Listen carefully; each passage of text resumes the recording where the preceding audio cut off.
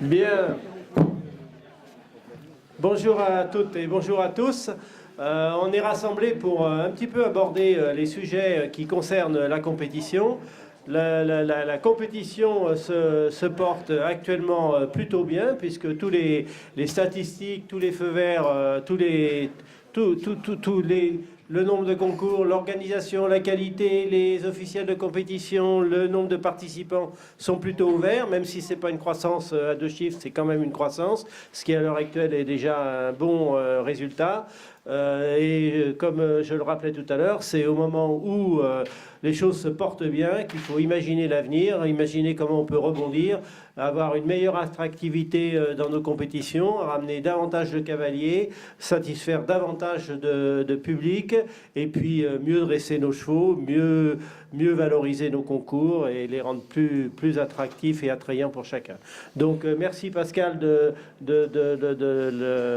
l'investissement que tu as apporté à cette réunion et puis aux travaux que vous faites dans votre région centre pour soutenir le développement de la compétition en général. On va faire le tour de France dans toutes les régions et on espère avoir de bonnes idées, sortir de bonnes idées de ces consultations. Alors comme j'aurai l'occasion de le dire et de le redire, il faut savoir qu'on n'est pas là pour changer les virgules du règlement. On est là éventuellement pour avoir des idées de fond, de modifications réglementaires, mais pas pour parler de la troisième virgule ou du deuxième alinéa. Ça, si vous avez des problèmes de cet ordre-là, la DTN est toujours à votre disposition pour les prendre en compte, pour les rectifier s'il le faut.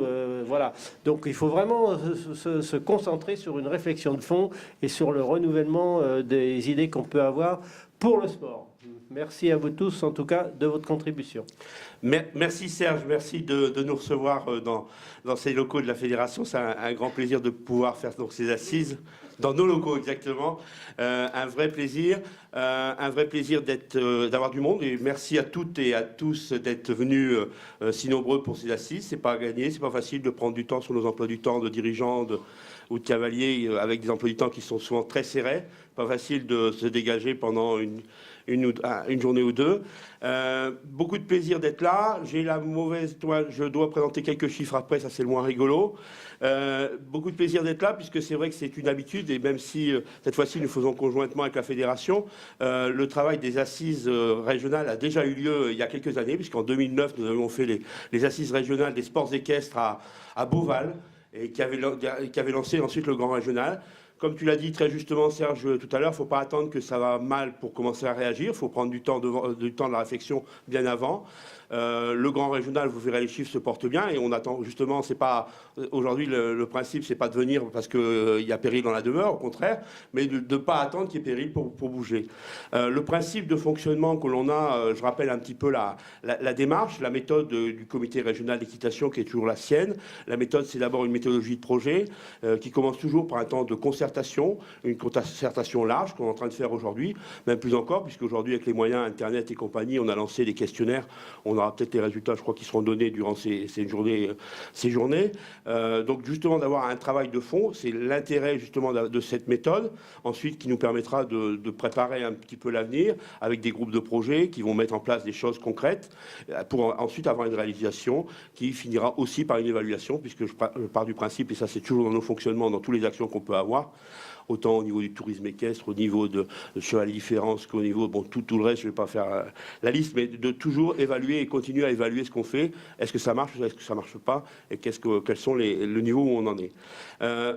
Avant de présenter quelques chiffres, comme on m'a demandé de le faire, je vais quand même parler pour ce que je ressens. Ce qui est important, c'est bien, dans nos assises, de penser justement, et Serge le disait, on n'est pas là pour la virgule du règlement, on est là à un moment donné pour avoir une vision. Et entre autres, la vision que j'essaie de faire partager, c'est de dire qu'il faut absolument mettre le sportif au centre du projet. À un moment donné, c'est le sportif, c'est le cheval, et le sportif dans notre sport à nous, c'est le cheval et le cavalier. Et c'est vraiment l'intérêt qui doit être en premier, et bien sûr avec tout ce qui va graviter autour. Aujourd'hui, ce qui va, bien sûr, c'est travailler sur l'avenir de l'équitation au sens large, mais aussi sur les projets régionaux, avec toujours la double objectif qu'on s'est toujours fixé et qu'on a réussi pour l'instant, c'est d'avoir une amélioration qui soit qualitative. On veut monter vers le haut, on veut que nos cavaliers soient encore meilleurs et aillent plus loin, et ce qui a été le cas, hein, je vous dis honnêtement, au niveau région, puisque les résultats depuis 2009, depuis 2010, on va les voir après, ont été de grande qualité, et aussi donc de qualité, et aussi bien sûr dans le quantitatif. Il est important qu'on continue à progresser dans le nombre de cavaliers, particulièrement sur le créneau qui nous intéresse aujourd'hui, c'est le créneau des cavaliers amateurs et pros. Donc voilà, c'est aujourd'hui trouver des pistes à court terme, mais aussi surtout des pistes à moyen terme pour adapter aux attentes des besoins de terrain. C'est à un moment donné travailler sur l'entité, et ça c'est le président de région qui parle, mais de travailler sur l'entité régionale, ce qui n'est pas inintéressant. Moi je me rappelle avant Beauval, honnêtement, j'étais persuadé qu'en région centre, Centre Val-de-Loire, l'entité régionale, c'était pas vraiment quelque chose qui pouvait intéresser tout du monde. C'était historiquement une région entre la Touraine, l'Orléanais, la Sologne, machin, bon, le Berry, j'oublie personne, mais il était évident. Alors que, justement, derrière Beauval, ça a été une des idées fortes de dire, à un moment donné, il faut une entité régionale, il faut que la région Centre Val-de-Loire, elle soit la même image que peut avoir aujourd'hui des régions comme la Normandie ou la Bourgogne, d'avoir une entité forte et qui puisse être travaillée sur une région qui était au départ pas évidente à jouer dessus, ce qui a quand même relativement marché sur le grand régional. Et aussi avoir, je l'espère, des projets ambitieux pour notre territoire. À un moment donné, moi, je dis toujours qu'il faut être les premiers. C'est l'objectif vis-à-vis d'autres régions et compagnie. Avoir même peut-être des ambitions qui vont être un peu plus loin, puisque nous sommes dans la perspective de 2024. Je salue la présence de mon ami Pascal Bulac, maire de la Motte-Beuvron. Et pourquoi pas, moi je le dis, moi je suis le régional de l'étape, pourquoi pas, avec la perspective des Jeux Olympiques 2024, avoir tout ou partie de l'équitation dans notre belle région, et pourquoi pas à la Motte-Beuvron. Voilà, moi je pose la question, je ne suis pas le seul à le penser, il y en a quelques-uns qui pensent aussi qu'on pourrait peut-être avoir des positionnements. C'est mon positionnement, mais bon, dans un pays où on a le droit de s'exprimer, donc je m'exprime en disant que je rêve, et je ne suis pas le seul, qu'à un moment donné, l'équitation, au moins en partie, puisse venir ici à la Motte-Beuvron. Voilà, je ne le cache pas, et donc c'est une ambition que j'ai pour ma région. Donc je voudrais juste reprendre sur la région centre. Et c'est pas par hasard que la fédération elle est là, c'est la région convergente de toute la France et elle a toute son importance. Et en particulier pour le cheval, elle me montre bien l'exemple. Donc il ne faut pas avoir de sous-évaluation de l'action de la région. Merci Serge. Donc dans le principe, voilà, on va peut-être passer aux chiffres.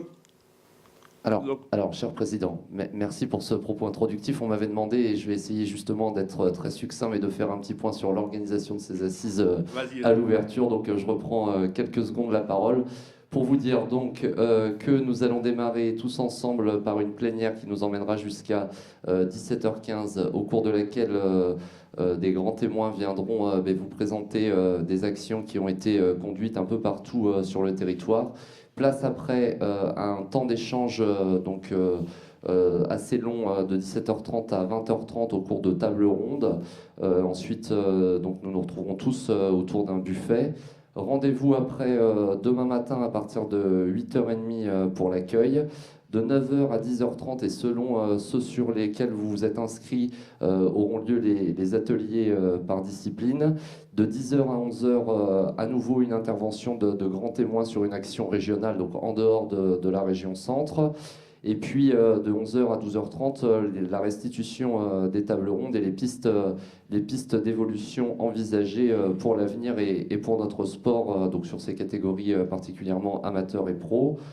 Et puis nous nous quitterons demain après les discours de clôture et le buffet. Si à un moment donné dans le déroulé de ces assises vous vous demandez où vous en êtes, vous pourrez tout retrouver sur votre badge. Les équipes de la fédération et du comité régional d'équitation donc sont tous à votre disposition pour vous aiguiller au niveau des différentes salles au moment des tables rondes, ainsi que des ateliers par discipline. Pascal, je te rends la parole pour la présentation de ces chiffres régionaux. Merci Mathias. Moi également, je tiens à remercier toutes les équipes du comité régional, bien sûr de la fédération, parce que c'est un travail qui a été fait conjointement avec les équipes de la fédération et particulièrement ceux de la DTN. Mais je remercie particulièrement toute l'équipe du comité régional qui a travaillé quand même d'arrache-pied. On était un peu serrés dans le timing pour monter ces assises. Merci à eux. Je veux bien les chiffres, Marine. Alors, donc on présente les chiffres. Participation aux compétitions amateurs pro en région Centre-Val-de-Loire sur la saison 2017. Je ne sais pas si vous le voyez au tableau, c'est pas trop éloigné, c'est bon.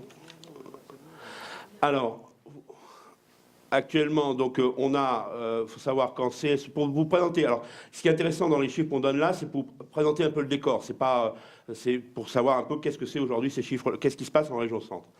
En région Centre, en sous l'obstacle, c'est 35 598 engagés. En 2017. En complet, c'est 1795 engagés. En dressage, c'est 1524. En hunter, 955. Sachant que ce chiffre est un petit peu supérieur à la normale, puisqu'on a hérité, on est content du printemps du style en région. Donc ça monte un peu nos chiffres régionaux, puisque ce n'est pas un championnat de France. En endurance, 589 engagés et en attelage, 294 engagés. Ce qui nous fait un total de 45 755 engagements amateurs pro dans les différentes disciplines dans lesquelles on a un GRC. Excusez-moi. Donc, aujourd'hui, on en avait, pour vous donner un chiffre, en 2010, on a un recul entre 2010 et 2017. En 2010, il y avait 25 917 engagés, soit une augmentation de 57% entre 2010 et 2017. C'est un chiffre qui est pas mal, hein. On peut en être content quand même. Le travail du Grand Régional a fonctionné. Et aujourd'hui, entre autres, hein, parce qu'il n'y a pas que le Grand Régional, mais à un moment donné, on peut dire qu'en région, on a progressé de 57%. Amateur pro. Amateur pro. Il n'y a pas tant de pros que ça en région Centre. Hein. Alors, total des engagements sur les épreuves GRC en 2017. Donc, on reprend les mêmes chiffres, vous voyez. Excusez-moi. En CSO, on a eu 4673 engagés, ce qui nous fait 13,2% du total des engagements. En complet, 300, donc 13% des engagés en région Centre sont des engagés dans le Grand Régional. En complet, on a 368, ce qui fait 20% des engagés. En dressage, on en a 569, ce qui fait 37% des engagés qui sont via le Grand Régional. En Hunter, on en a 108, ce qui fait 11%. En endurance, qui ferait quand même, il faut quand même le dire, ça ferait 18% si on n'avait pas le printemps du style. Hein. Donc voilà, il faut relativiser les chiffres. En endurance, on a 76 qui nous fait 12,9% du total des engagés. Pareil, là aussi, je ne vous l'ai pas dit tout à l'heure, mais on a une interférence parce que dedans, on a les amateurs pro et internationaux. Et en trotte, on a beaucoup d'internationaux et on ne va pas s'en plaindre, on est très content des internationaux d'endurance à Lignières-en-Berry, qui nous modifie un peu nos chiffres. Et si on était justement sans les internationaux, on serait quand même le Grand Régional à pratiquement 23% d'engagés via le circuit Grand Régional. Quand on prend les chiffres, on prend les épreuves Grand Régional. C'est-à-dire qu'on ne prend pas l'ensemble du concours. Si même il y a des épreuves qui ne sont pas dans le Grand Régional, on ne les prend pas. On prend que les épreuves Grand Régional. Et en attelage, on a 194 engagés, ce qui nous fait 65,9% des engagés en attelage sont via le Grand Régional. Là, c'est au top. Pourcentage en nombre de concours. En CSO, on a 96 concours organisés en région Centre. 7 étapes sont Grand Régional, ce qui fait 7%. Alors, ces chiffres-là, ils sont quand même à regarder un petit peu doucement, parce que c'est vrai qu'il y a quand même des concours où il y a juste une amateur 2 ou une amateur 3, et c'est des fois pas très significatif quand même. En complet, on a 13 concours en 2017, dont 4 GRC, ce qui fait 30% du total des concours. En dressage, on a 16 concours pour 5 étapes, ce qui nous fait 31%. Hunter, on a 8 concours pour 4 étapes, ce qui fait 50%. Endurance, on a 14 concours. Et donc 4 étapes GRC, 29%. Attelage, on a 8 concours, dont 2 étapes Grand Régional Centre, ce qui nous fait un total de 25%. Pour finir, je donnerai les chiffres d'équipe. Et on vous donne l'évolution depuis 2010 à 2017. En équipe GRC, on a 54 équipes qui étaient engagées en 2017 pour 160 cavaliers engagés en équipe, dans les équipes. L'évolution des engagements en CSO 2010-2017, c'est 68%, plus 68%. L'évolution des engagements en CCE, on n'est que sur les chiffres équipes, là, Marina. Oui. Évolution engagement CCE 2010-2017, plus 21%. Évolution engagement dressage 2010-2017, plus 27%. Engagement Hunter, là on a plus 168% des chiffres, du nombre d'équipes. Et en attelage, on est à plus 25%. Voilà les chiffres que je voulais vous présenter.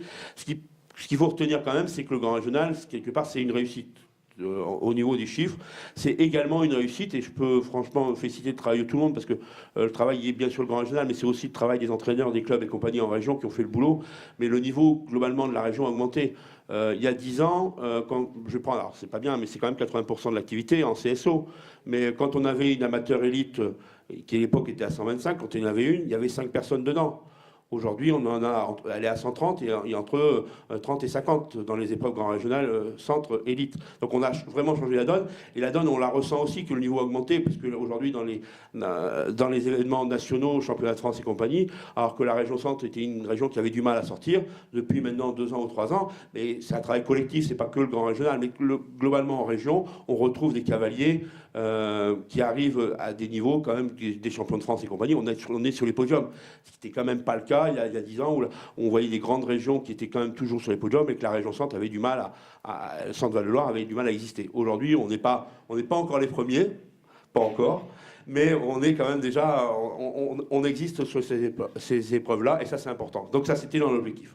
Voilà les quelques chiffres que je voulais vous donner en préambule de nos travaux.